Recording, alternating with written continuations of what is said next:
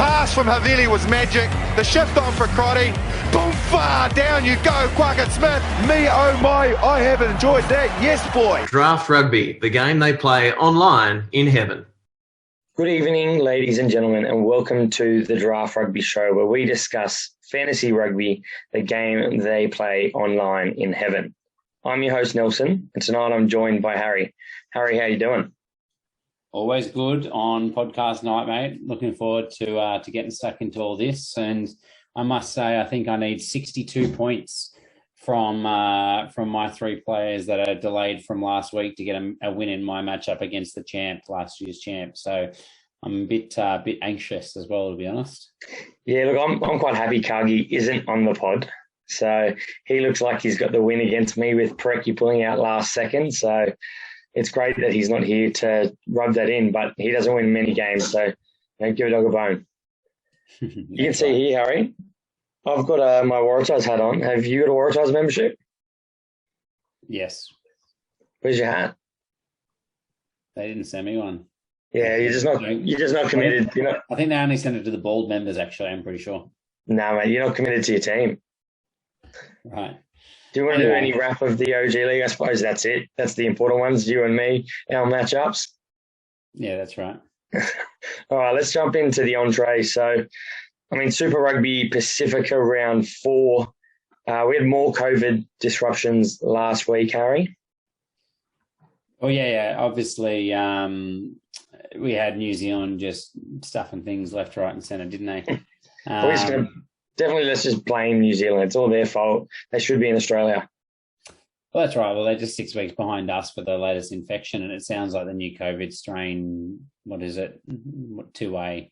Yeah. Or D2A, whatever it is, 7 times more infectious than the last Omicron strain. So it makes sense that the numbers are going gangbusters. And I saw New South Wales went from 10 to 30,000 today as well. So there's every chance that we might start to see some players affected in Australia. But by the sounds of it, all of our players got it through January, December. So hopefully they're a little bit more immune and we don't get too affected. But I think basically every single team had to shuffle their lineups because of COVID. So it's not looking real good for the next few weeks for the competition, that's for sure. We all know that the Aussie rugby players are a bit tougher than the Kiwis as well. So hopefully they'll just, man up and not get tested.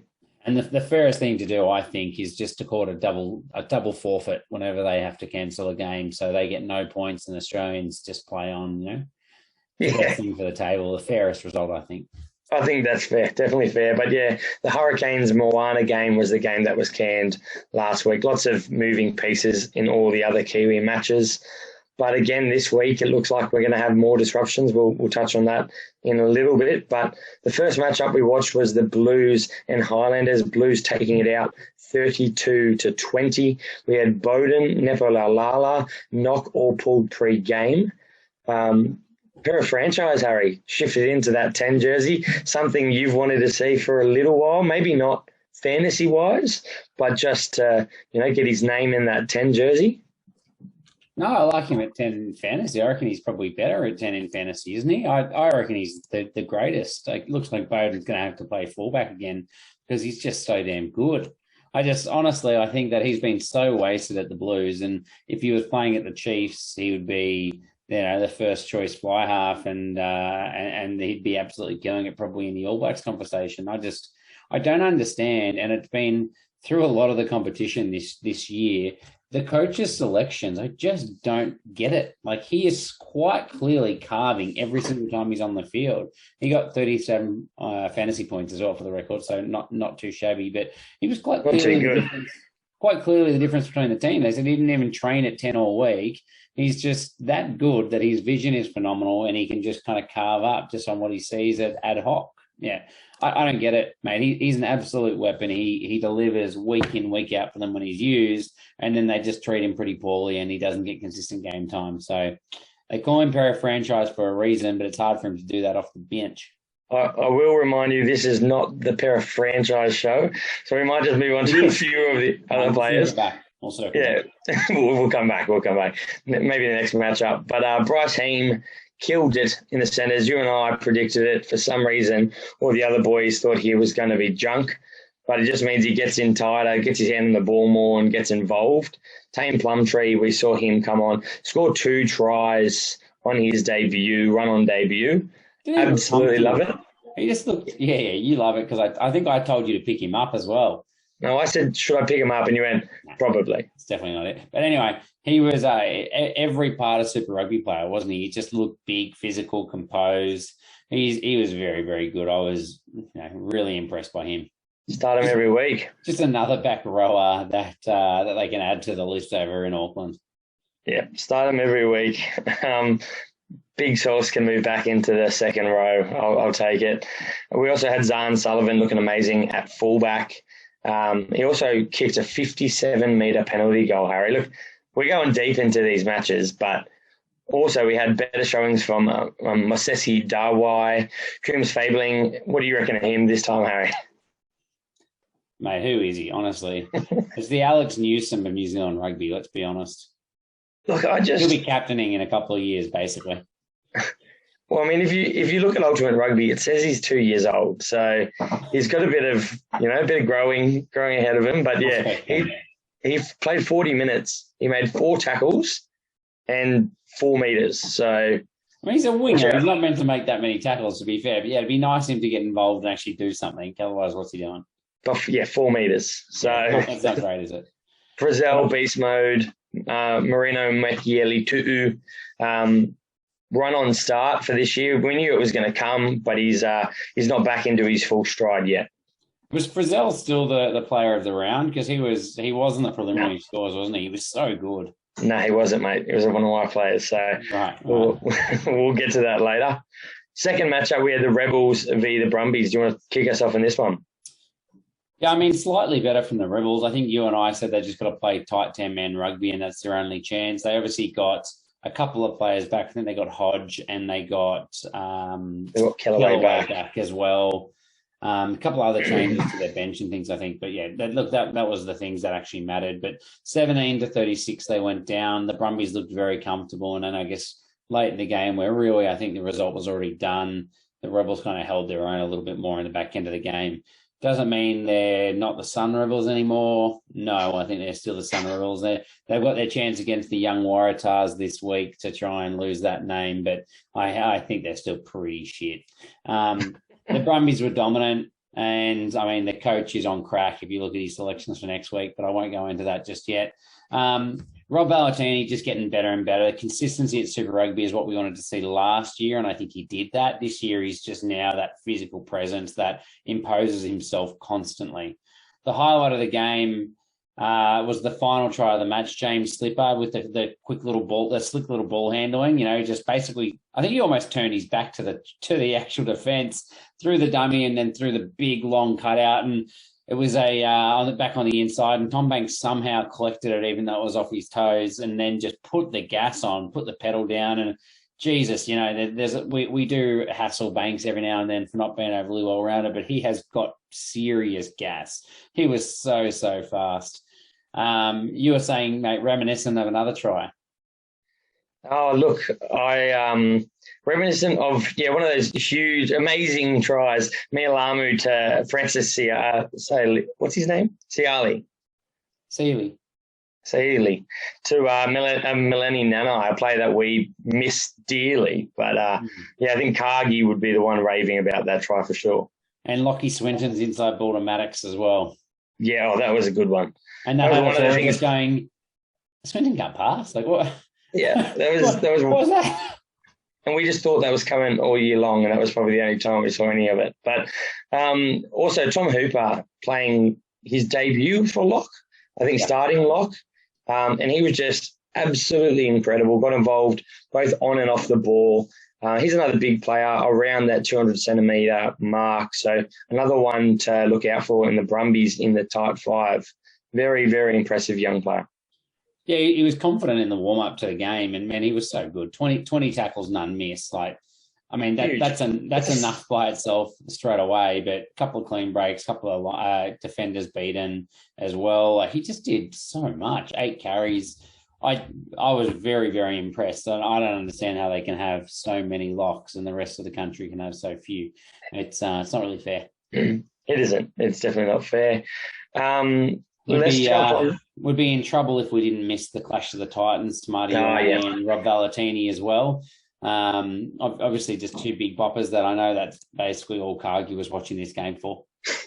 Yeah, 100%. But, mate, watching Ioane in the last couple of weeks, it's just good to see a big bruising body like that in Australia. Valentini is so physical. We've got Harry Wilson. We've got all these number 8s that have established themselves in the last few years. But now we've just got another one sticking his hand up, but just as a physical beast at number 8, and you love to see it. Yeah, absolutely. This next matchup, I don't know how many people picked it, but Crusaders going down 21-24 against the Chiefs. Chiefs coming back to steal this win on the death, basically. We had more COVID disruptions. Nana Saturo, Scott Barrett both pulled pre-game. Everything early on was going the way of the Crusaders. They were up 21-10. I think I was actually in a box, so all I did was flick on my phone and see the score at 21-10. I went, it's all over, but I'm going to try and watch the end of the game. And I was trying to get it on the TV. By the time I flicked it on, it was basically that last try, and all of a sudden the Chiefs win. So I don't even know how they came back from 10 to 21 and ended up winning a few minutes later.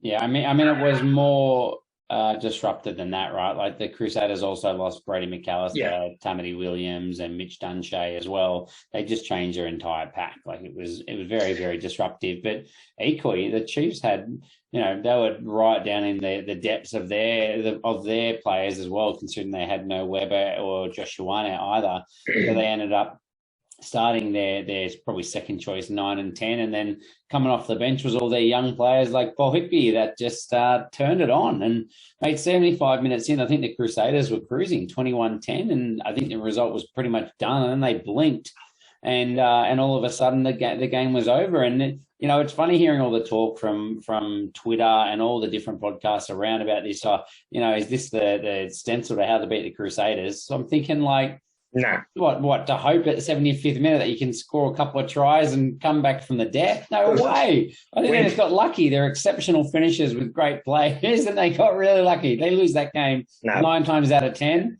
but how good is it when it's the 1 out of 10? We know you don't want to be down to the Crusaders or even just have a small lead with a little bit of time left. So I don't think you can count yourself, that this is the way to beat them, because they're not always having blokes like, Dom Gardiner, Pole, Klein, all these guys running on in the back end of the game, which really just disrupts them a bit. Yeah, exactly. It's not quite the same side, but, the same could be said for the Chiefs. Like I said, they're very impressive. And the thing that stood out to me was the tackle count. The Chiefs just owned the ball. 200 tackles odd to the Crusaders and 80 odd to the Chiefs. Like, it's domination. 200 is absolutely epic. And, no wonder the last 5 minutes, the Chiefs just continuing to press. They actually managed to wear them down. So I think that was pretty telling, particularly with some young legs on the park as well. Yeah. How about Shooter Stevenson, Harry? I don't think you were rating him as a, starter every single week, because there is some competition in that back three, but he is looking good. Yeah, I thought he was in a real battle with Jonah Lowe, and I don't know, I'm maybe not as convinced that that's the case now, to be honest, but he had a blinder. I thought he was really, really good, and probably him at his best. I think that's the best that we'll see from him, but exceptional game from Shooter. And then the other one was Brayden Ennor. I feel like since he did I think it was his knee a couple of years ago, we've been waiting for the real Brayden Ennor to stand back up again and show us what all this hype was about, and I thought he was really good too. Very, very good. Let's jump across to the Reds versus the Drua. Reds 33 against the Fijian Drua 28. This was almost a bigger upset. It was very, very close. Fijian Drua almost had the win in the bag here. All right, you want to just jump into this one and give me 1 second? Yeah, well, the Ndrua, they scored their 3 tries to tie the game up at 28 all, I think it was. We talk about players with exceptional talent, and how about Humbossi makes a break, and they reckon he clocked 36 kilometres an hour for his try. And then you get up on Twitter after the game that a year ago, I think it was, he had a septic arthritis or something in his hip, and they were saying that he was, in hospital on his deathbed with an infection. He may not get to train again for 2 years, and there he is, just absolutely lighting it up at arguably the fastest player in Super Rugby. And I don't know, I feel like those kind of numbers for his speeds up there with the fastest players in sevens or the US blokes as well. He's just absolutely lightning, Humbosy. Did you see the photo of him in the hospital bed? No. Like, he looks like a frail guy. He was on his deathbed. It was a tremendous turnaround, and I still can't believe I picked him up in draft and he's just turned into such a good player for me. But that's not what this is about, is it? Look, Harry Wilson, we should mention before we get into the controversial topic of this one, Harry Wilson just continues to go from strength to strength this year, bumping off a couple of people, carrying a couple of people over the line. Like, no one could stop him when he was at his best, and it's awesome to see his development. So he is worth a mention. And let's say we'll talk Seru Iru as well. Good. He didn't make the pick and drive team of the week. I thought hard done by those boys. I really like looking at when they come out with their team each week. I thought he was a shoo-in. I think he was the Reds player of the game. He was awesome. He was man of the match. I think he ran for more than 100 metres. He had a couple of line-out steals. He had the try, including the Justin Harrison-esque steal at the end of the game. Like, phenomenal game from him. And I think it's the reason why Liam Wright's sitting on the bench this week coming as well. He was just too good to drop. You can't drop a bloke when he plays that well. Do you reckon he knew that line out was coming because they said we're throwing it to the front in Fijian? Yeah, look, I don't know, but I like the story, so let's say yes. Look, he was pivotal. He had a good game, but it was that last sort of 5-minute period that pushed him into the man of the match. I think Valentini had a big week as well, but yeah, hard done by for Seru, who had a big hand in winning that game for them, and not to get the place in their side, but it's tough decisions. That's right. They're making the hard calls. We just get to criticise. Exactly. The triple yellow card, mate. That's obviously the other big one on this one. You had Harry Hooper off with a late shoulder charge. Josh Naca off with a shoulder charge, which was shoulder to shoulder. And then I think he got his arm caught up in with Tani Alaalatoa as well. And then Samu Tawaki just lifted a player past the horizontal. What do you think of this one? Oh, look, I mean, the sad truth out of it is, I mean, some of them were maybe 50-50s. You can't lift a leg. I mean, we've seen it a couple of times this year. And shoulder charge, we're trying to get out of the game. And that Josh Naca one, it was shoulder to shoulder. Harry Hooper's one, I think, was worse because it was late as well. But, I mean, this was 10 to 15 minutes of watching just absolutely ridiculous and really drags the sport down. But I think we are looking for safety here, and these are two things that they're really trying to stamp out of the game, and it is silly. Sorry? I think NASA's one could go either way, and the thing that's not taken into consideration is the fact that quite clearly he could not wrap an arm because Tupou's there. So I think that's an impossible position to be in. But the other two, like, how can we be criticising the process when Harry Hooper and Samu Tawaki both did stupid things to get yellow cards? You don't tip a guy past horizontal. He had all day to make that decision. And Harry Hooper decided to shoulder charge someone late off the ball. Like, please, mate, it's that guy's fault. If we're going to criticise someone, don't criticise the rules in this case. How about we just blame the vitriol on those two players? And he's in my team, and I'm still blaming him. Like, well, I mean, we're clearly trying to stamp this stuff out, and you've got dumb props doing this stuff, mate. Like, use your head. But no, you can't use your head, mate. You get done for that too. We'll move on to maybe the highlight of the week for us: the Waratahs beating the Force 22-17. Look, Waratahs were taking the points early and just building their lead. They actually, I think, the Force scored first. And then the Tars went unanswered for 22 points and looked very convincing in that first half. Second half, things flipped and they, I don't know, the Force managed to disrupt them. Tars probably didn't want to break their momentum at halftime. They would have loved just to keep on rolling through. And that's something DC mentioned as well when he was interviewed at halftime. He goes, I don't want this halftime to happen. Yeah. And it really did. It really did disrupt the Tars match because they were on a roll. Yeah, it was the Will Harrison show, wasn't it? He was in absolutely everything, controlling the game, making every good decision. The forward pack was giving them good ball. And I thought Jack Grant was a lot better after some pretty average showings off the bench so far this season. So it was really, really good. My two talking points out of this one was, I don't know what the hell happened at the scrum, but at the start of the game, I thought the Tars are up against it. They've got Horton in hooker, and they're getting pushed off the ball early by Robertson and co.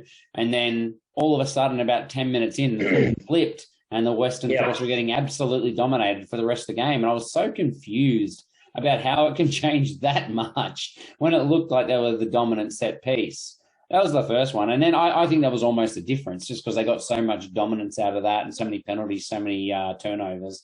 But the other one was just the ref just loved blowing the whistle. I don't know what the penalty count was in this one, but I'm sure it was over 95 penalties in the game. It was so high. I think it was 15 penalties to the Tars and 15 to the Force, so 30 penalties. Nothing like 30 penalties in an 80-minute game. Hey, how good's that? Great to watch. Yeah, a bit ridiculous, a bit pedantic. And we had a yellow card on either team as well. But it was just great to see the Tars. I think Will Harrison changes up their attack, and he unlocked that side, that back line a little bit more for me. Slotting in a first receiver, meaning Donaldson can be out there in that second receiver and take it to the line a little bit more. But he also injected himself, and I think he looked really, really good in that 15 jersey. My only criticism for how they went was I think he unlocked it for himself. Like, we saw nothing in Newsom, Peach, and even what's his name at outside centre? Parisi. The three of them basically didn't touch the ball. So I know they only had one half to do it, but when they had so much ball and two fly halves there, how did we not give them good ball and good opportunity to try and score? I think Parisi ran like a couple of times in the whole game. Just I didn't understand that. You know, yes, he looked good, they controlled the game, kicked well, but their running game was pretty average. Parisi, I'll let you know, he actually carried it 3 times, Peach 4 times. But apparently Will Harrison only carried it 4 times. So something's not adding up. Newsom 11 times. So let's blame Newsom if we have to blame someone. 11 times. Did he make any meters for those 11 runs? That's what I want to know. He made 44. So wow, 4 meters a run, mate. He must have been picking and driving, actually. That makes sense then. That's why we didn't see him. Quite potentially, actually. Yeah. But, the less said about him, the better, I think. I agree. Harrison probably just has to link up a little bit better, but it is a different role for him at that 15. He did slot in and shovel that ball onto Donaldson, giving him a bit more width rather than look to necessarily create himself. But hopefully we see him evolve in that role. Lots to like. Just don't forget the Waratahs' attacking game plan, which is give the ball to Parisi. Like that's the only thing. Don't go away from that. Yep, the New South Wales Parisi's. That's right. So we mentioned the last one, the Hurricanes Moana Pacifica got delayed, so we'll push on from that one there. Not rescheduled just yet, right? We don't know when that is. The fantasy man of the week. But you can talk about this because I know you've been hanging out for it. Yeah, my boy, that's Tommy Banks. He had an absolute cracker of a game. I think one of the best games we've seen him play for the Brumbies. 80 points, which came off 158 metres from his 11 runs. So a bit better than 4 runs a metre like Newsom. Scored a try, 2 try assists, which were pretty brilliant, 8 tackle busts and 3 line breaks. So he had an absolute Tom Banks. Sorry? Rocks or diamonds, Tom Banks. His last 3 games, he's got 41 points, 8 points, 80 points. Mate, it's not bad. It's just that one. That's 25%. If we can just drop that down a little bit. Yeah. I'll take it. Score less points. I'm with you. Look, we're going to say noteworthy as well. Shannon Frizzell was the leader up until Banks pipped him with the updated score. 67 points from him. Definitely the best we've seen of him for the year, and I'm sure there's more to come. Sean Stevenson, 64. We've talked about him. Siru Iru, 60 points. Blinder as well. The super sub of the week, Dickie Hardwick, your favourite open side flanker, I think. 39 points. He had a very good, 30 minutes or whatever it was off the bench for them. And to round them out, the Captain Mudd Award in true Rob Simmons fashion for the biggest out of the week. It's another old lock. Luke Romano, -5 points. Tough break for him. That was hard fought because there were 5 or 6 people on negative points. So Luke Romano had to have a real crack to turn that one this week. Yeah, absolutely. True spirit of Rob Simmons right there. That's right. That's right. No one could beat him. We wouldn't let it happen. Okay, Right. The main course, mate. Let's get into that. Obviously, Super Rugby Pacific round 5. Now, basically, the first thing to mention is probably the COVID situation. So it is running rampant. Yeah, so a few more postponements here. It's looking like things are deteriorating rapidly. The Highlanders Moana Pacifica game has been canned. The Hurricanes Chief game has been canned. Is this? Yeah, and then the Crusaders Blues. So we have had a reshuffle, and that's the Chiefs versus Moana Pacifica, which was the round 2 game. That's what we're seeing. Instead, played this week. Yeah, so what was going on is the Highlanders, Crusaders, and Blues all have COVID in their camps, so they couldn't play. You had 3 teams left, and because of the fact that Moana Pacifica and Chiefs have already had a game delayed, the Hurricanes stepped aside so they could play their game because it must fit in with what they're thinking for the redraw, basically, and is the only thing I can think of. Yeah, and let's be honest, the Crusaders were canned last week through COVID, so they probably don't have as much stability there as they'd probably love. It makes a lot of sense to work it this way for all teams involved, but good on them for stepping aside. Yeah, so talking about the one Kiwi game for this week is Moana Pacifica versus Pacifica have not played for a little while, so obviously there's not a lot of changes and there's no information yet about what their lineup looks like. But for the Chiefs, the question is going to be, has Weber, Joshuane, Etene Nanai-Seturo recovered in time to come back and play, most importantly for them?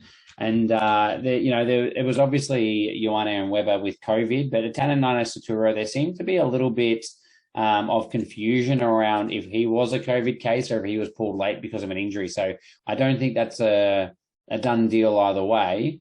But the other player that might be back for the Chiefs is none other than Luke Jacobson. So after the form we saw from him last year, I'm pretty excited to see him come back in. I assume straight at 6 for Kalen Boshier, but he was a round 1 injury, 3 to 4 weeks, so he should be back, I think.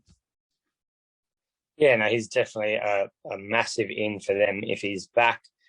We've got no real changes, or not many changes for Moana Pacifica. Let's dive into those. The 9-10, it is pivotal for them. This is, I think you see the connection here. They've dropped and now Onari and McClutchy both to the bench with their experience together, and they've brought on Tamatini and Leiliafano into that 9-10 jersey. So that I've even seen this lineup. I haven't seen this lineup. Hey, mate, you don't know the places to look. Well, it's not up on Twitter. It's on it's the Aussie Rugby app. What's it called? Rugby Explorer.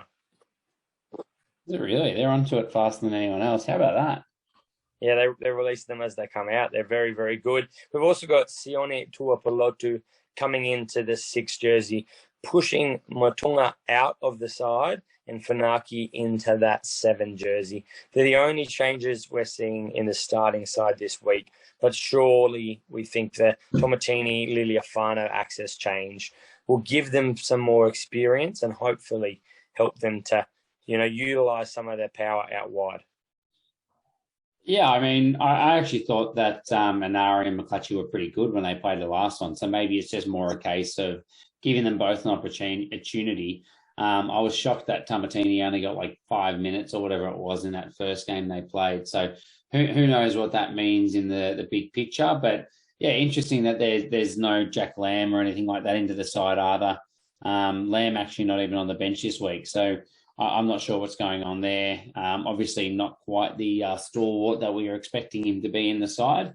But look, it's going to be good to have a second look at them because the reality is, we're around 5 and we really haven't seen how good they're going to go. They did very well against an undermanned Crusader side, but what does that mean against a strong Chiefs side, you would think? So very interested to see how that goes.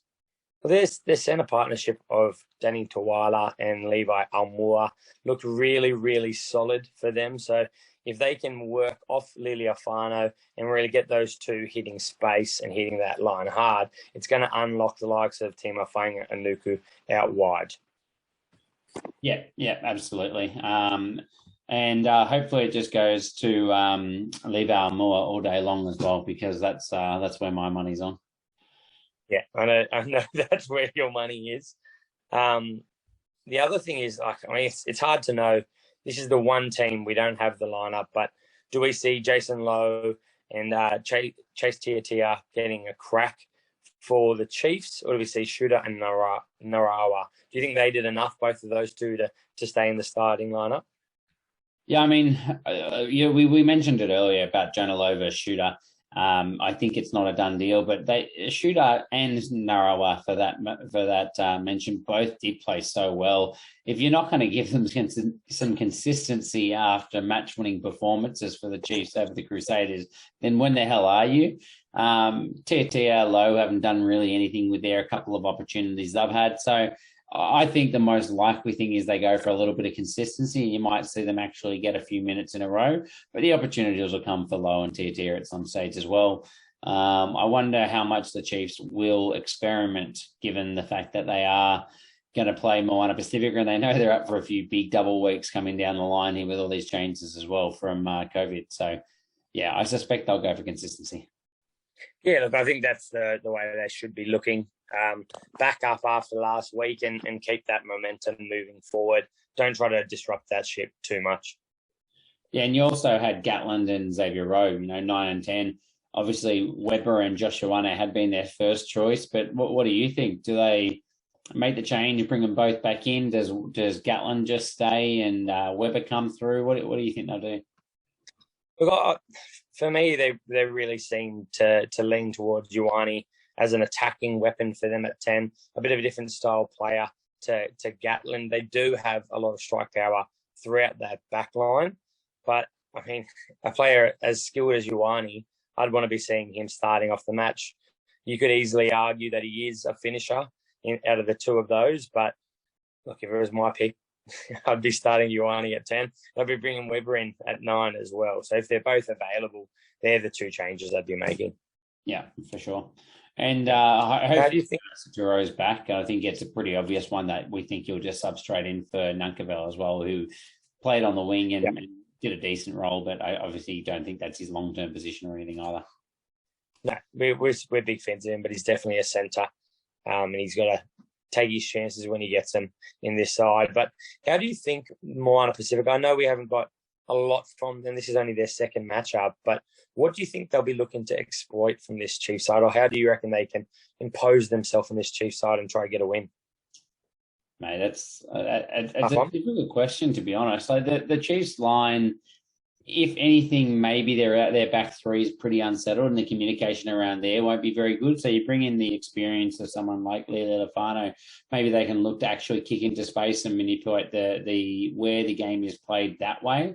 I think that's probably their only opportunity, because 12-13 is looking real solid for the Chiefs. The 9-10s are very good. I think they're going to have to hang on to the fact that maybe Gatland isn't the most exciting 10, or Joshua just maybe, hopefully for them, isn't clicking quite with the side just yet. Otherwise, I think they're in big trouble there. And then if Luke Jacobson is back, man, they've got an absolutely stacked forward pack as well. So it's going to be a big ask. Who knows? Maybe Sekope Kepu can kind of push the scrum around a bit. That's a possibility, although I wouldn't be putting my money on it. To try and get some ascendancy. He's going to have to be very, very good, though, to make a big enough difference, I think, for them to close the gap. Yep. So how do you see this one going? I think the Chiefs will get it done. I think they're going to play a relatively strong side, considering the disruption and the fact that Moana Pacifica turned it on against the Crusaders in their first game. So because of that, I think the Chiefs will do it pretty pretty comfortably. Maybe not the 64-odd points they did in preseason, but let's call it more like 30 points this week. Wowza. Yeah, look, I think looking at that last matchup against the Crusaders, there was no cohesion there for the Crusaders, and it was a good game for Moana to move in. I'm going to hope that it's not going to get out to that 30-point mark. They do have some experience. I'm going to maybe lean to the more generous side. I'm just going to split you down the middle and say Chiefs by 15. Right. I mean, you're wrong, but that's fine. Brumbies versus the Reds. Let's push on to the Aussie game. So The top of the table clash. This is what you've been wanting to say for a week, mate. You called this on the Brumbies versus Rebels last week because you were so excited. Why don't you tell us about the game, given that you have been just hanging out for it? Look, it's pretty rare you see two teams fall on the trot undefeated coming up against each other. And what a story between Brumbies and Reds over, last year or the last couple of years. We've got no one in doubt by the looks of it. We've got Slipper Fainga returning after his round 3 ankle sprain. Swain and Muirhead all for the Brumbies, with Liam Wright working his way back onto the bench after his shoulder injury in round 1, and Isaac Henry from his broken foot. He's missed the start of the season. But last year, these two teams played 3 times. Without looking at the notes, I don't know if you remember this. How many minutes did the Reds lead by in 3 matches? I'm going to say 4 minutes. Yeah, good. You read the notes. Good no, prep. I didn't know. It's 4 minutes. It's dead on 4 minutes. Yeah, nice. So 2 of them were after the buzzer, and one was with 4 minutes left. Yeah, very good.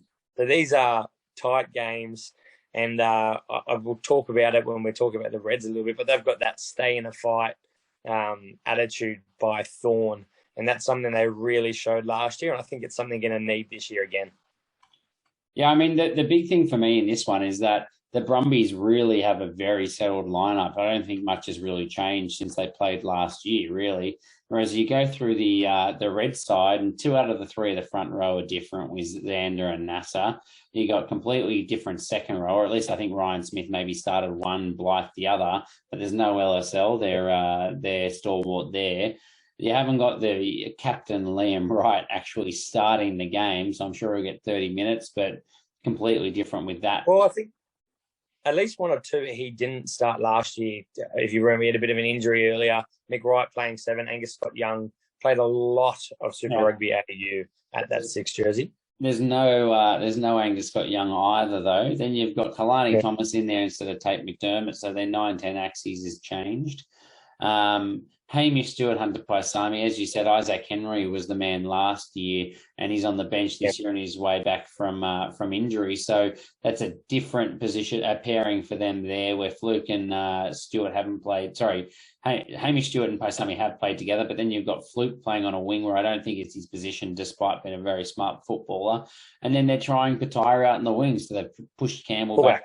Sorry, at fullback, so they pushed Campbell back to the wing as well. So there's so much change there compared to the consistency that we've seen from the Brumbies that it worries me a bit for the Reds in this one. And I think it's probably the common thought here that the Brumbies' consistency and depth is just going to be a bit too much.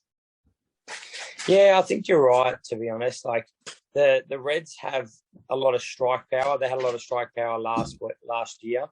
But to be able to come back in those dying moments, I think that cohesion and those link between the players is really needed. And it's going to be a thing missing this year. They're not going to be lacking in that strike power. But another thing that was interesting out of this one were those matchups. We've got Pattaya versus Banks.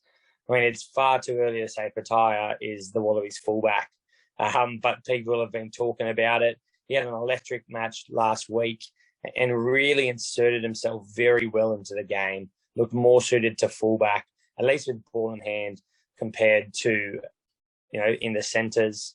But he needs to figure out his positional stuff more. I think that's where he's really going to get punished in this one. We've got Wilson Valentini, both fighting for that number 8 jersey. Wilson leads the forwards in the comp for carries, meters, also second most on tackles.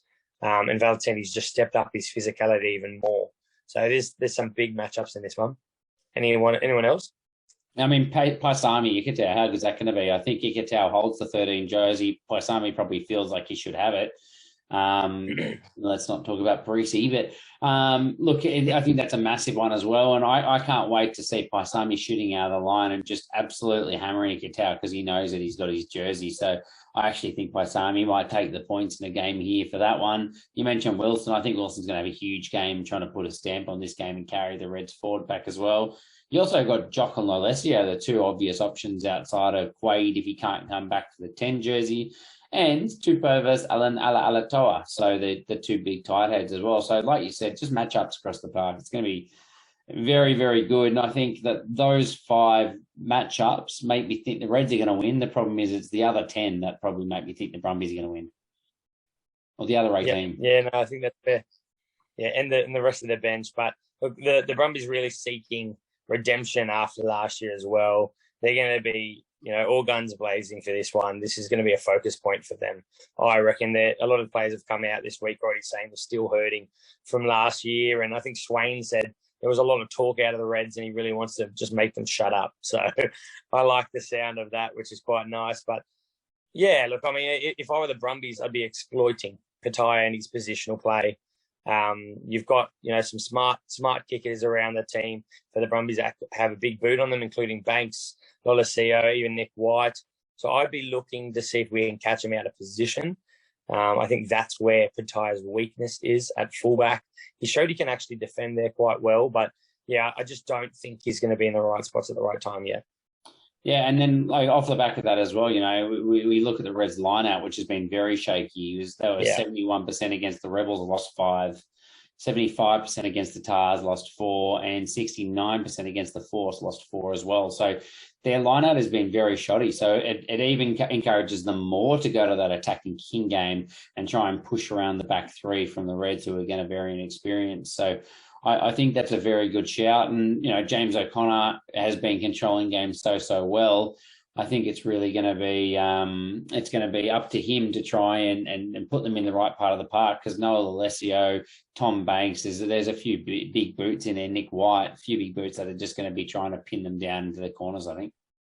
Yeah, I think for the Reds, I mean, they've been willing to throw the ball around. We saw that against the Ndrua last week. They've just got to be, those passes have got to stick, because for them, the scrum has been hot and cold this year as well. They lost 3 of their own scrums against both the Rebels and the Force. So that's 2 out of their 4 matches, where the Brumbies have been not as good as they have in previous years. I think they struggled in a game or so, but they've still been a very strong scrummaging side with Slipper and Fainga returning as well. They're going to be quite solid. So, I mean, it's going to be a clash of styles. The one other thing I really wanted to point out is Stewart's been a key cog. You were touching on him last year, not being in the starting side for that grand final, but being Isaac Henry. It's going to be really interesting. They're different players, but Stewart has been so pivotal for them this year. How does Isaac Henry work in? Does he get a lot of game time? Does he come off for the dying moments? I'll be interesting to see there, but Isaac Henry definitely seemed to usurp him in the back end those last couple of games last year. Yeah, I suspect they'll take his time getting him back into the game. He had a broken foot, so I feel like it's one of those ones where it's a bit irritable and can be a bit slow. So, he's obviously ready to go. He's on the bench, but I think if they can, they'll probably only give him 20 minutes or something. Yeah. Look, I think we've convinced ourselves with a bit of our talk that the Brumbies should get this win here. I'm going to say it's still going to be tight. Maybe the Reds do have a crack and score late and tie it up even more. So I'm going to say the Brumbies by 3. It's very tight. I'm going to go bigger. Yeah, I was going to say it's maybe generous, but Brumbies by, I'm not going to go crazy, but Brumbies by 6, I think. No. Yeah. How about the Fijian and Drua versus the Western Force? So a couple of injuries from last week. So the 2 locks for the Ndrua, you got Rotui Salia, who with his hammy, very suspect for whatever reason. The reporters aren't very good at picking up on the Ndrua injuries at the moment. But if you look at when he got subbed, he did grab his hammy and walk off. He got about a half a second frame. So I went and checked these ones. Nasilasela as well came off at halftime, just did not return. And then Meli Diranalangi as well. Even that one wasn't really picked up on the post-game commentary, but looks to have limped off with an ankle injury as well. So El Capitan from the last couple of weeks won't be back. For the Force, you've got Tom Robertson, who came off just before, I think it was halftime, with a calf injury. Then you've also got Godwin and Pulu, who both had HIAs and have not recovered with I think it's a shorter turnaround for them. So they did play the Sunday game. So, yeah, that makes sense to me. Last time they played, NRC in 2019. Are we calling that the last time they played? Technically, it was the same kind of names. It's both. No, it was the exact same franchises. The Fijian Drua and the Western Force, because they dropped down to the NRC. So these two teams have played before. I think they've played once or twice before, actually. But yeah, the Force got the win 38-15 back in 2019. There's actually a handful of players on both teams that played in that match. So it's actually, there's some familiar faces if you went back into that one. But for the Ndrua, we do have a couple changes. You touched on some of those injuries. We got Tuifeleli, where it's the one that I probably would strike. Tuifeleli. Tuifungaleli. And Thuriki in the Veta into the locks, which means we see Ratu Solia back into, with his injury and the Silasila's injury. We see Josava Tamani go into the 6 jersey. He came off the bench in the locks last weekend and looked promising, scoring a really, really good try. He's the player that you touched on pre-season that was at Newcastle. We wanted to play for the Waratahs, but he made the right choice. And we see Frank Lamani coming almost straight into that starting side. Gave him 40 minutes, I think it was last week, and then back into that starting side this week with Jona Amathathiwa. He with his first start at 15. Played 23 minutes last week against the Rebels. Yeah, so a few changes and obviously big disruptions through the forward pack. But you can't wait to see Frank Lamani go around. We talked last week about the fact that they have a lot of good options at 9. So I don't know, maybe it won't make a huge difference to their game purely based off the fact that I think the other 9s have been class. But nonetheless, he's obviously a name that's more familiar to Australian fans as well. From his time at the Rebels. So yeah, looking forward to see what he can do. And hey, pick him up in fantasy footy. And if you're lucky, they'll shift him to the wing to finish the game like the Rebels used to. And you just want a bit of a highlight there. You want him starting in tight and getting as much minutes in there, just getting his hands on the ball. That's right. For the Western Force, you got a couple of changes in the props. You got Harrison Lloyd coming in for Tom Robertson. You got Greg Holmes getting a start. So we're going to see how long his legs can last, the old prop. Tim Anstey shifts back to the bench. So you got Stundar shifting across to the 8 jersey. And then with Godwin's absence, you've got Kahui into the 13 jersey. I feel like it doesn't matter, jersey 1 to 15. If you put Kahui in it, he's going to absolutely excel. So I expect him to be amazing at 13, but I don't know. Maybe 4 to 15. No, I think 1 to 13. I stand by what I say. Nah. And on that note, though, Bailey Kunzel and Richard Kahui obviously have never played together. What do you think of that partnership? Look, they're both playing similar roles when they're in that 12 jersey, that they can straighten the line, the attacking line a fair bit. But they do have some attacking weapons out wide. They've both got some decent ball skills, or quite good ball skills for centres as well. But they are physical. You know what I mean? They're not your small distributing 12s. They love to straighten the line, but they do have a wide variety of skills. So even though there's no cohesion, I'd like to see them together. I don't know if I agree that they're playing the same role. Bailey Kunzel's like learning his game and shifting the ball. Same role as in like Richard Kahui's role is to score all the points and set up all the points for the Western Force. So I don't know. I don't think the role's like I think it's that similar. It's the young. They got Matele as well. Matele and Kahui. It's just up to those two to just break the line constantly. So I feel like that's the role. The guys coming from the Kiwi franchises, let's rely on them to score our points. But they're both physical. They're both physical centres, but they both, can distribute as well. So hopefully they work well in tandem.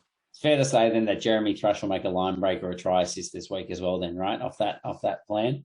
Probably just, Kahui looking for him in the inside ball. That's right. Yeah.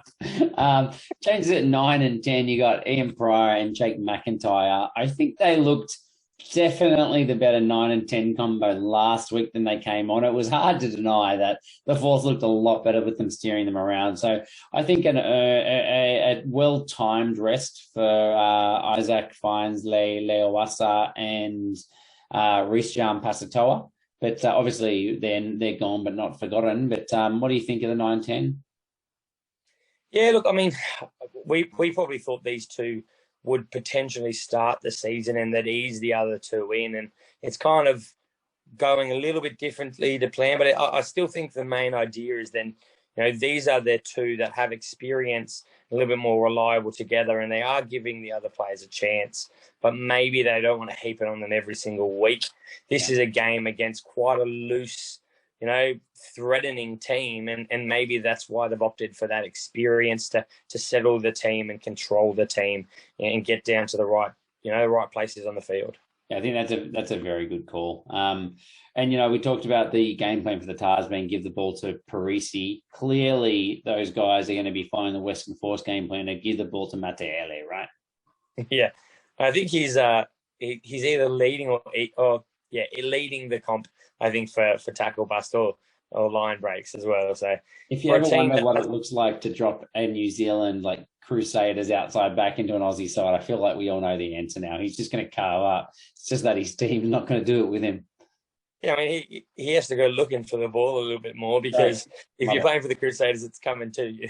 Yeah, no, it's awesome. I love watching him. And Byron Ralston, the last talking point from this one to me, signed over for Connacht, I think it was, over in Ireland, basically ditching us. I would love players to come out and make these announcements themselves rather than getting out in the media, because then at least he could say, yeah, guys, I want to go overseas and just, take the opportunity when I know I'm not in the World Cup picture to get some experience and see if I can develop. But instead, all the stories say, oh, look, he's Irish qualified. And to be honest with you, I don't think he's anywhere near the Ireland picture yet either. But either way, it's hard to see this as anything but him defecting, which is disappointing. Oh, look, I mean, the fact that he's Irish qualified and he's going to Ireland, and Ireland have been picking anyone that's Irish qualified around the world, I think it's fair to say they're going, you could be in our plans. It doesn't mean he's going to walk into that side. I don't think he's there, but he is quite an electric young winger, 21 years old. They probably going to keep him there for a few years, see if they can extend it and get him a chance to play for Ireland. So for him, he's probably been tempted by that. I don't like to see it. He's going to come out in a week or two saying, or a few months, I've always wanted to play for Ireland. Ireland are my favourite team. So he's dead to me. That's right. And I was going to say something along the same lines. I'd be much more bitter than the coach here. I don't understand the coach of the Force, really, to be honest with you. If I had a player sign overseas, it's like someone putting in their resignation at work. You don't start giving them all the best jobs. You just say, mate, see it out and do your job where you needed. I know that Tony Poole is injured, but give Grayson McArdle a run, or one of the other young guys, or McGregor a run. Like, just anyone but Ralston. I'm sorry. He's just going to have to fill the bench. I agree. He has to earn that chance, and leaving puts him further down that ladder for me. Yeah. Result, what do you reckon? Forced by or drew by? I think the drawer could get the win here. I know I don't even know which way to lean for this one, but the Force have struggled to score points. The Drua can score points pretty much against anyone, is what they're showing in the Aussie conference at least. So I think their bulk points will get them a win. The defensive, lineups maybe not as solid as the Force are, but the Drua are going to win this one by 7. No, you're mental. Western Force will win this game. They are not the Melbourne Rebels. I'll put that out. Mate, look, they're so much better than the Melbourne Rebels, but they have barely been able to score a point. Yeah, but they're not versing the best defence in the comp this week either, so I reckon they'll get up. They'll score a fair few. In the high 20s themselves, I reckon, and they'll win by 6 points, 8 points. I'll say 8 points. Just say 7, so we're both 7. I want more than a converted try. 8 points. So no bonus points for the Android is what you're saying. Correct. Yeah. All right. I'm saying Force scraping a bonus point. Right. Okay. Last game of the week is Waratahs versus the Rebels. We got Jeremy Williams. Taz by 100. Sun Rebels. Sorry. Yeah. Yeah. Jeremy Williams did his hammy last week. He was pilfering a ball, which actually he got a penalty for, but then got forced into an overstretch. And those are the injuries where people tear high hammies, rupture it off the bone. They're the really nasty looking ones where you see it, you just go, oh man, this guy might be out for a bare minimum 3 months. He could be having an op. Like it's worrying to watch that. I like at least that you saw him icing and pointing to his hammy midway down. So I'm hopeful that that's not the case, but it's going to be a while until we see him, I suspect. Let's say, in my head, I was shocked if he was back within less than 6 weeks. Could be longer. I think his season's basically done in my head. It's great that the one saving grace is that we've got Cridge back, because if we were missing Cridge as well and then Jeremy Williams down, it's starting to look very, very thin. And Max Douglas down as well, mate. Yeah, so he's still not back. We don't know what happened to him last week. But Parecki as well, he's back from his groin injury. I don't know how you have a groin injury that costs you 1 week. Maybe he got Jeremy Williams' groin infection. Maybe it was one of those bathroom injuries. That's right. Look, last time they played, the Rebels got up both games in 2021, 33-14 and 25-36. If I do remember correctly, I think I was walking home crying at the end of those games because the Tars were so bad. I don't think that's going to happen this time. Look, this week you got the same team for the Waratahs. I was really hoping we saw Raboni Warren Vasiatho back from his hip injury, but he's gone from round 4 to round 5, and now he's expected in round 6. So, you know, I was pulling my hair out, trying to work out why they couldn't shore up their back row a little bit more, and get rid of Hugh Sinclair. No offense to him, but obviously there will be some taken. But Raboni, I would have loved to see at 6, maybe next week. And then the other one for me was Ram. Ram was meant to be back from his rib injury this week, and instead you got Newsom 1 week, Peach on the other. You got Nwanganitawasi. That's just not really lighting the world up on the bench. Like, what does Ram have to do to get a run? He was such a prospect 2 years ago. So something's not right there if he's not in their squad, right? Is he still injured? We know he's definitely back and fit. They said round 5, and I don't think he was listed in their list of injured players anymore either, actually. So I'll double check it right now, but yeah, he's not listed. Yeah, Ram's one of those ones for me that, you know, he was in the fight for that 15 jersey, but if he's not in that 15 jersey, because we're happy with Harrison there, he seems like a no-brainer to fill that wing spot for me. Parecki's been physical. Newsom's been stable, but I think Ram really adds a bit more X factor compared to those two. So, and he's able, even if you have him on the bench, he can play wing and fullback. So yeah, I don't get it. We'll push on.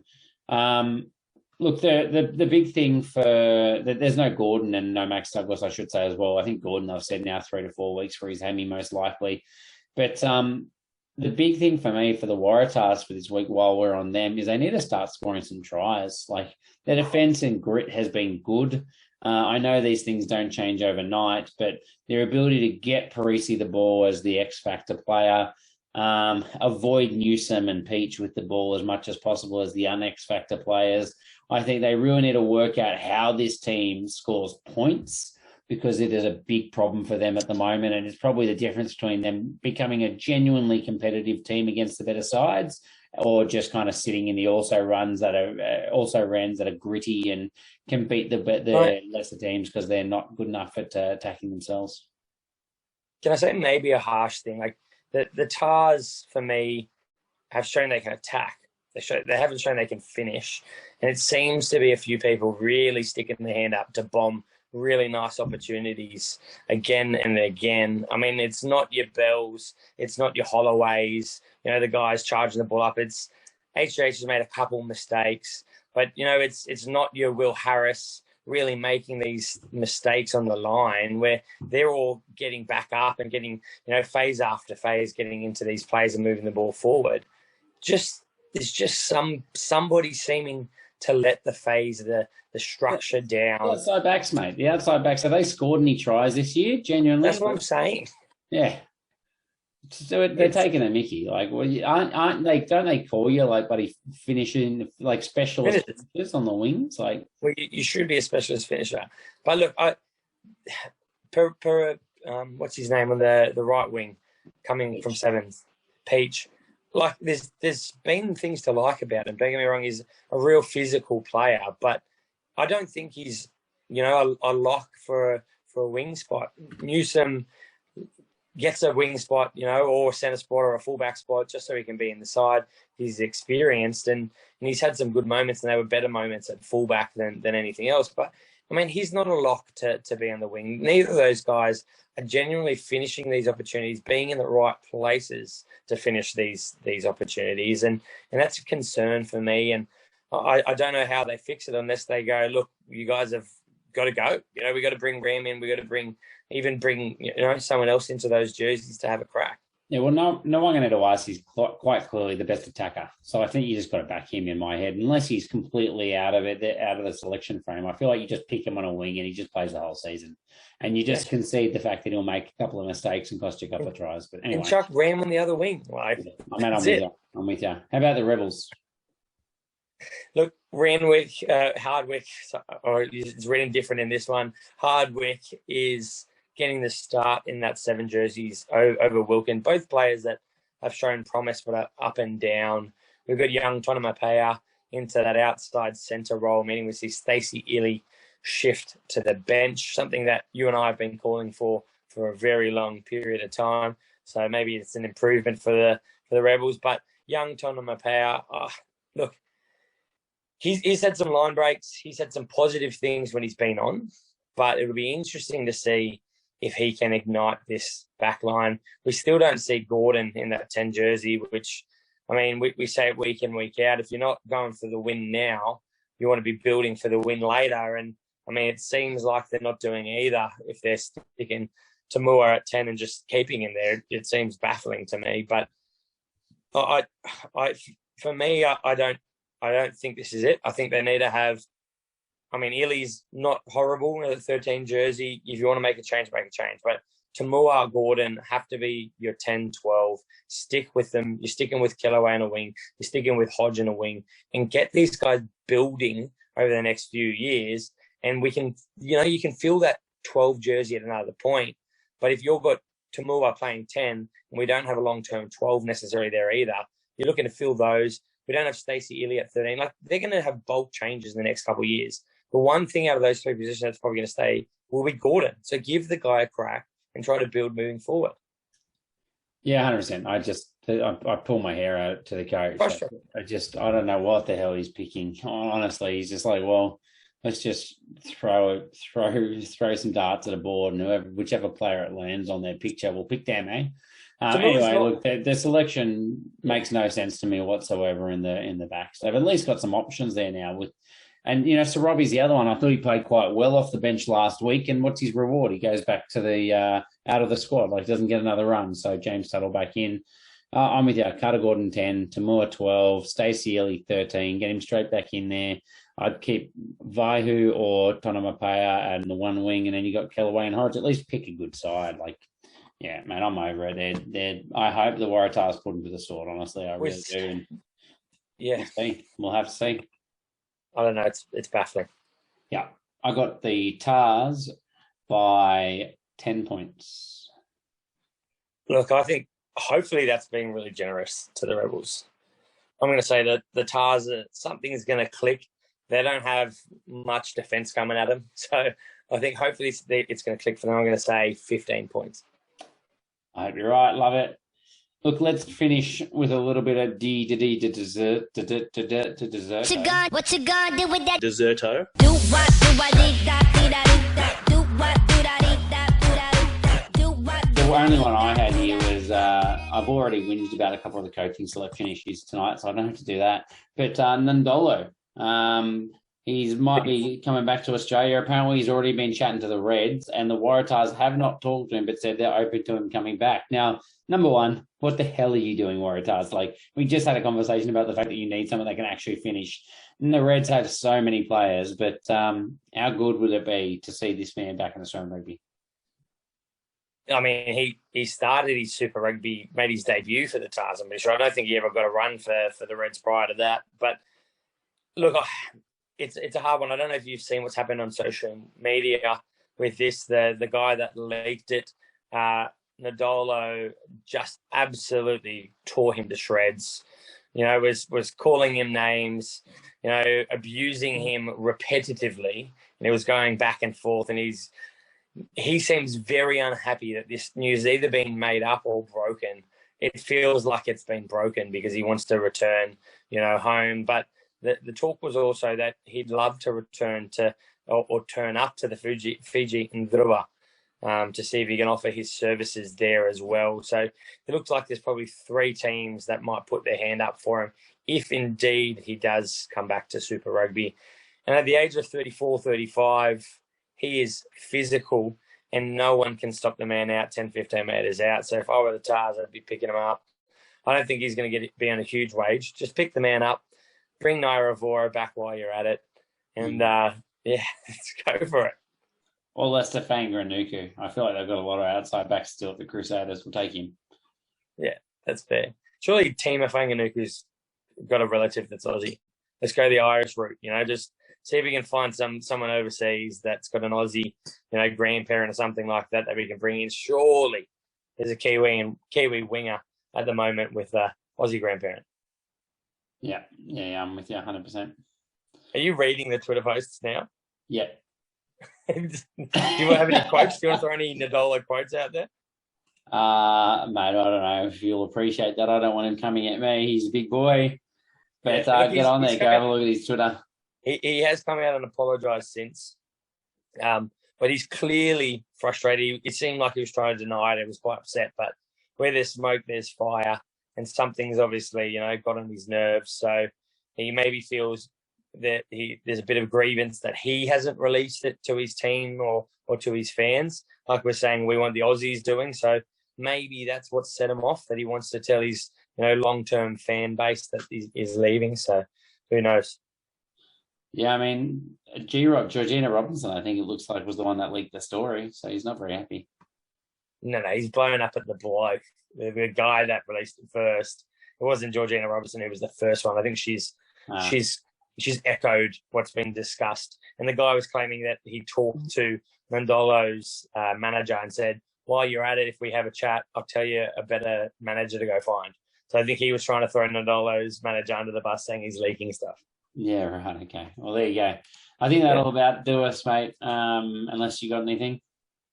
No, that's it. I mean, maybe one quick touch. We're a month into this, and I saw a few people talking about how many wins the Aussies are going to get and if it's going to be horrible crossing over to the Kiwis. Is that the way you see it, or do you think the build of the Tars, the Force, maybe the Brumbies and the Reds are very, very disrupted but still eking out some wins? Do we think that, at this point, things are going to be better than last year? Not really, to be honest with you. I think they're going to be pretty grim. I think the Highlanders don't look as good this year. The Chiefs haven't quite hit their straps, but they've still got plenty of time. I think the numbers are going to look better because Moana Pacific are around, but I don't think it's going to be a whole lot better. I think maybe the gap closes a bit on some more of the points, but we're going to get toasted once again. It's just maybe the Brums. Hopefully the Brums can get 2 or 3 wins, and then I'd feel all right about ourselves. And I think the Reds, if they can get some of their players back, hopefully they can get a couple wins. And the Tars to beat the Highlanders, and then we'll start to talk. The Crusaders, yeah. Sounds good, mate. I'm with you. That sounds good to me. All right, until next week. Hooroo.